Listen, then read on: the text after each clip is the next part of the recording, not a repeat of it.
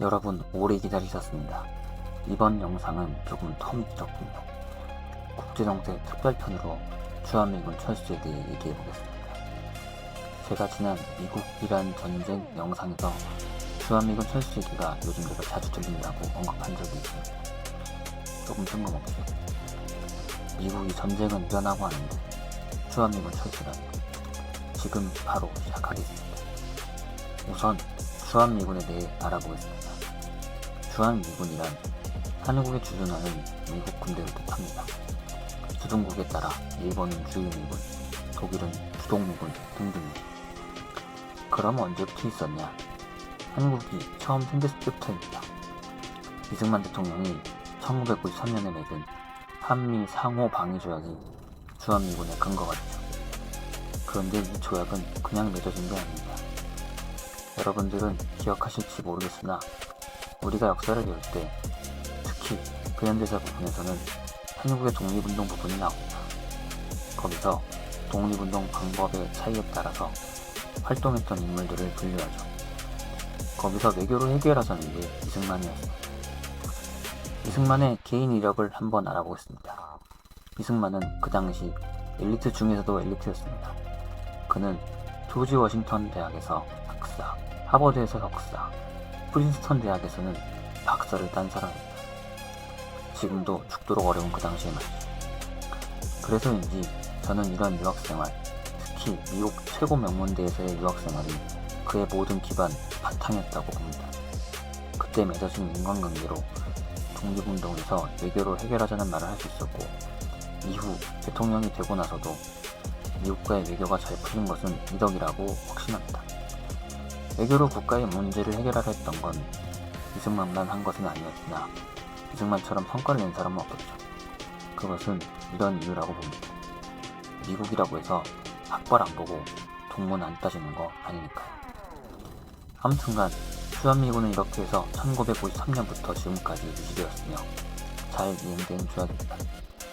사실 국가 간 조약을 맺었다고 해서 그 조약을 잘 안 지키는 경우도 많지만 이 조약은 비교적 잘 지켜졌다고 할 수 있습니다. 그래서 정치, 경제, 외교 등 모든 분야에서 안정적으로 운영될 수 있는 거죠.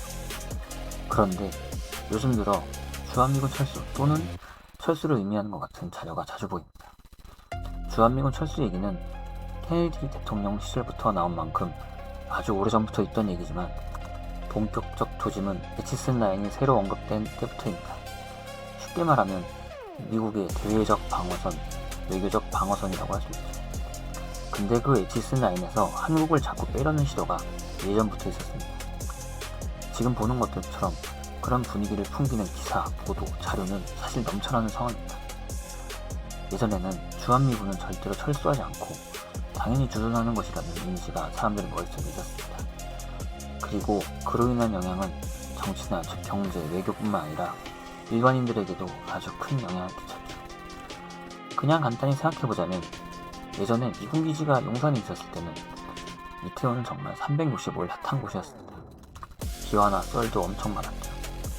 그런데 그 영향력이 점점 줄어들다가 어떤 사고가 한번 크게 터진 이후로는 완전히 꺾여버렸죠. 예전의 영광을 회복할 수 없을 겁니다. 저는 서울에 있던 미군이 왜 굳이 평택으로 갔는지도 이해가 잘 안 됩니다.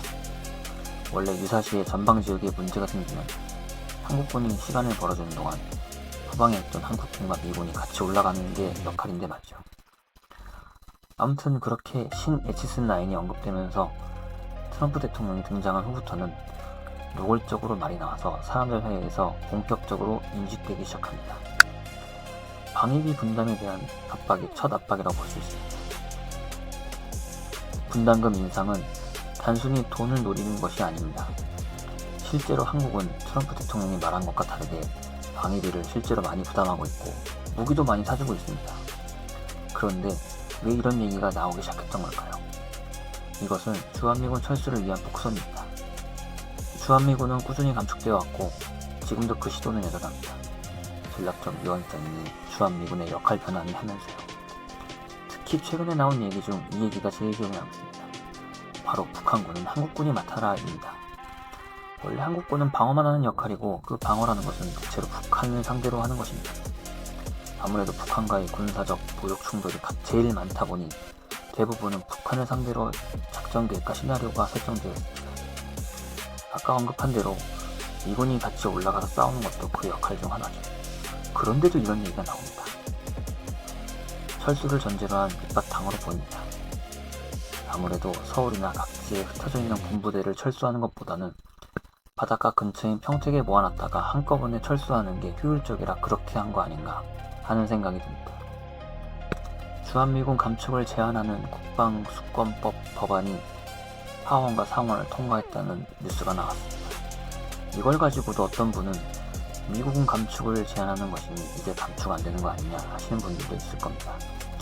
하지만 이것은 사실상 감축 내용이나 다름없습니다. 미 국방부 장관, 지금은 전쟁부 장관이죠. 미국 국방부 장관이 국익에 부합하는지를 증명하지 못하거나 안 하면 철수는 없다는데, 이 말은 국익에 부합하는지 증명만 한다면 언제든 철수한다는 말입니다. 그리고 그 국방부 장관의 임명권은 트럼프 대통령이 가지고 있고요. 즉, 트럼프 대통령이 언제든 결정만 내리면 철수가 가능하다는 소리입니다. 어쩌면 주한미군 철수는 결정권자들 사이에서는 이미 결정되는지도 모릅니다. 다만 실행을 위해서는 밑바닥 작업이 필요하고, 앞서 얘기한 모든 것들은 더 빨리 실행하기 위한 밑바닥 작업일 것입니다.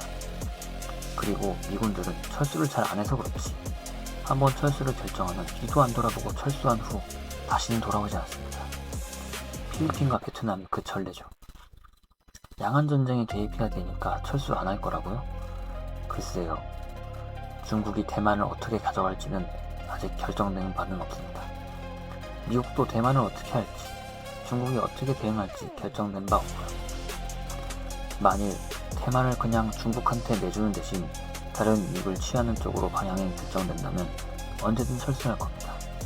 즉, 미국이 중국과 싸우기로 한다면 주한미군이 참전하게 될 것이고, 당연히 한국도 개입이 불가피할 것입니다. 만약 미국이 중국과 싸우지 않기로 한다면 대만을 내줄 것이고, 그렇게 되면 주한미군 철수하겠죠. 이미 내치슨 라인은 새로 그었으니까요. 그리고 철수가 확실히 결정되면 그때부터는 동아시아의 미국의 영역은 일본까지만일 것입니다. 그리고 동아시아의 패권은 중국이 가지게 될 겁니다. 일본은 미국과 함께 중국을 견제하는 역할로만 남게 될 거고요. 그 다음은 다극체제가 형성될 겁니다. 지난 미국-이란 전쟁 영상에서 미국은 세계 경찰 역할을 그만두고 싶어 한다고 했습니다. 그리고 미국의 영향력은 아메리카 대륙에 한정할 겁니다. 그래서 베네수엘라도 한번 손봐준 거고요. 다음은 쿠바라고 이미 발표도 했습니다. 중동 지역은 누가 패권을 쥐게 될지 모르겠군요. 누가 하기로 아직 합의된 게 없으니까요. 동유럽은 러시아가 가져가게 될 겁니다. 정리하자면 미국-이란 전쟁과 주한미군 철수는 단순히 미국 지배층, 한국 지배층과 중국 지배층과의 감정 싸움이 아니라 새로운 세계 질서를 확립하기 위한 중요한 절차라는 겁니다. 아주 유명한 말이 있죠.